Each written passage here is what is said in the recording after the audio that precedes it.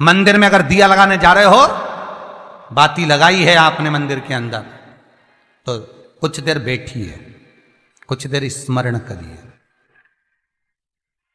हमारे यहां तो यहां तक कहा गया है कि किसी मुर्दे को अगर जलाया भी जाता है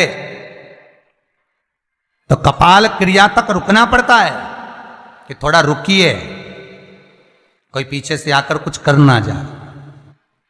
दीप जलाएं, थोड़ी देर रुकिए। और दीप का भी नियम है महाराज, दीप का भी नियम है।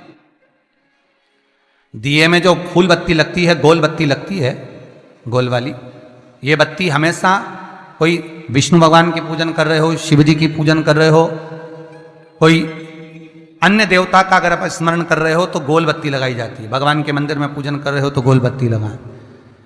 लंबी बत्ती, लंबी वाली जो बत्ती होती है, लक्ष्मी की पूजन में, देवी पूजन में, जितनी भी माताओं की आप पूजन करोगे, जितनी भी देवियों का आप स्मरण करोगे, उसमें लंबी बत्ती का प्रमाण है। पितरों की पूजन में लंबी बत्ती का प्रमाण है। पितरों को कभी गोल बत्ती नहीं लगती। आप मटके के पास में, परिंदे के पास में, जल के पात्र के पास में कोई भी अगर दिया लगाएंगे तो वहां गोल बत्ती रखकर लगाएंगे तो घर में लक्ष्मी नहीं टिकेगी। कई लोग कहते हैं कि परिंदे के पास, मटके के पास में, पानी के स्रोत के पास में जहां जल भरते हैं, हंडा रखते हैं, टंकी रखते हैं, वहां पर मटके के पास बत्ती लगाओ, दिया लगाओ, पितर शांत रहेंगे। तो पितरों को शांत करो, मना नहीं है, पर दिया लगाने का नियम है कि पितरों को अगर आप दिया लगा रही हो मटके के पास, परिंदे के पास, या अमावस्या के दिन पितरों के लिए अगर दीप लगा रही हो तो गोल बत्ती अगर लगाओगी तो कार्य कभी सफल नहीं होगा। धन आएगा जाएगा, टिकेगा नहीं। इसलिए पितरों के लिए अगर दिया लगाना है, पूर्वजों के लिए दिया लगाना है, पितरों के लिए अगर दीप लगाना है तो लंबी बत्ती लगाइए, लंबी बत्ती। महाराज, लंबी बत्ती का प्रमाण हमारे यहां शास्त्र करता, गोल बत्ती का प्रमाण। और सुंदर चरित्र कहा, यदि आपके जीवन में बहुत ज्यादा लक्ष्मी से तकलीफ है, कष्ट बहुत ज्यादा है, या इसलिए शायद कहा जाता है कि भगवान को सर्वश्रेष्ठ कौन सा चंदन अच्छा लगता है। आपको पहले भी कथा में कहा, आगरा की कथा अगर किसी ने सुनी होगी तो उसमें वर्णन किया। भगवान को सर्वश्रेष्ठ चंदन कौन सा, भगवान को सर्वश्रेष्ठ चंदन कौन सा प्रिय है, वो कौन सा चंदन है जो भगवान विष्णु को लगाएं, राम को लगाएं, कृष्ण को लगाएं, वो कौन सा चंदन है जो श्री हरि को लगाया जाए।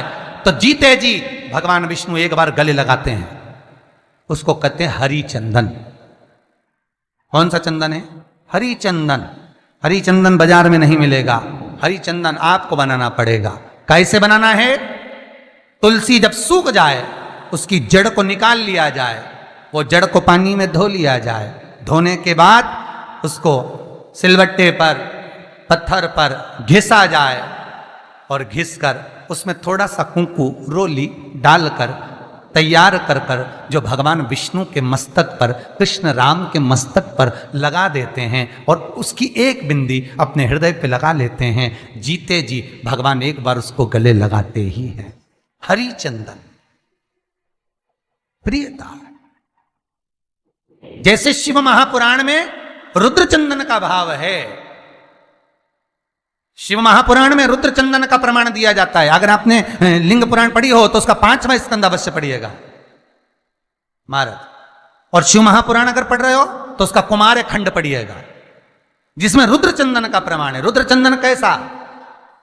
रुद्र चंदन का प्रमाण कैसा? तो महाराज कहा, चंदन घिसकर, पीला चंदन घिसकर उस चंदन को 3 मुखी रुद्राक्ष पर लपेट लिया जाता है। 3 मुखी रुद्राक्ष पर उस चंदन को लपेटा जाता है। लपेटोगे उसके बाद उसको ऐसा गोल करोगे तो एकदम चिकना हो जाएगा, एकदम चिकना, ठीक है, एकदम चिकना हो जाएगा।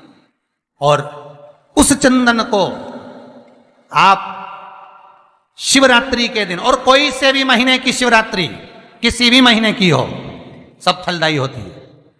अगर आप पंचांग में देखेंगे तो शिवरात्रि लिखी हुई आती है, हर महीने शिवरात्रि पड़ती है। किसी भी महीने की शिवरात्रि पर रुद्र चंदन, अर्थात जो चंदन का आपने 3 मुखी रुद्राक्ष में लेपन करा है, उसका गोला बनाया है, वो चंदन अच्छा मोटा मोटा कर लेना, अच्छा बढ़िया, ऐसा नहीं कि थोड़ा बहुत ही लगाओ, पूरा रुद्राक्ष दिखना नहीं चाहिए, पूरा लपेट कर उसको शंकर के शिवलिंग पर ले जाकर रख दीजिए और फिर धीरे धीरे शंकर भगवान का जल अभिषेक करना प्रारंभ कर दीजिए। वो चंदन पूरा धीरे धीरे शंकर के शिवलिंग पर डलना चाहिए। शंकर के मूल मंत्र श्री शिवाय नमस्तुभ्यम का जाप करिए। यह कहलाता है रुद्र चंदन।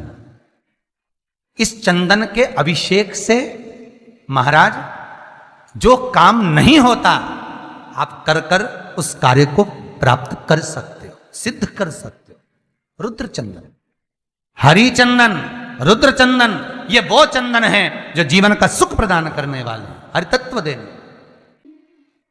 मंगल है, राहु है, केतु है, दशा बेकार चल रही है, लक्ष्मी नहीं आ रही, कष्ट बहुत है, फैक्ट्रियां नहीं चल रही, कहीं मत जाओ, मेरे शिव की शरण में जाकर एक बार शिव महापुराण को पूरी सुनो। शास्त्र के हटकर कुछ नहीं बोलेंगे, जो शास्त्र सम्मत है स्कंद पुराण में, विष्णु पुराण में, नर्मदा पुराण में, लिंग पुराण में, शिव महापुराण में, भविष्य पुराण में जितनी जितनी बातें लिखी होती है उसको छाट छाट कर लेकर आते हैं, आपको बता देते हैं कि आप ये कर लो, उससे फायदा मिल जाएगा। कोई ज्योतिषी नहीं, कोई कुछ नहीं, बस केवल भजन करो, शंकर का अनुमोदन करो और विश्वास रखो शंकर पर, तो किसी को 1 रुपया देने की जरूरत नहीं पड़ेगी। भजन करो, विश्वास शंकर पर रखना, जन्म मरण और परण वो देगा, सुख वो देगा, समृद्धि वो देगा। जिसके घर में बहु रिद्धि सिद्धि हो, जिसके घर में अमोद और प्रमोद पोते हो, जिसके घर में शुभ और लाभ दरवाजे पर बेटे बनकर विराजमान होते हो, जिसके घर में स्वयं अखंड सौभाग्य देने वाली पार्वती हो, जिसके घर में लक्ष्मी देने वाली लक्ष्मी बेलपत्र के पेड़ के नीचे झाड़ू लगाती हो, जो स्वयं सरस्वती को स्वर प्रदान करता है वो शंकर है। जब सब कुछ उसके पास में है, कुबेर का खजाना वो चोर को दे देता है, जब सर्वस्वता उसके पास है, तो आप इधर उधर डोलते क्यों हो?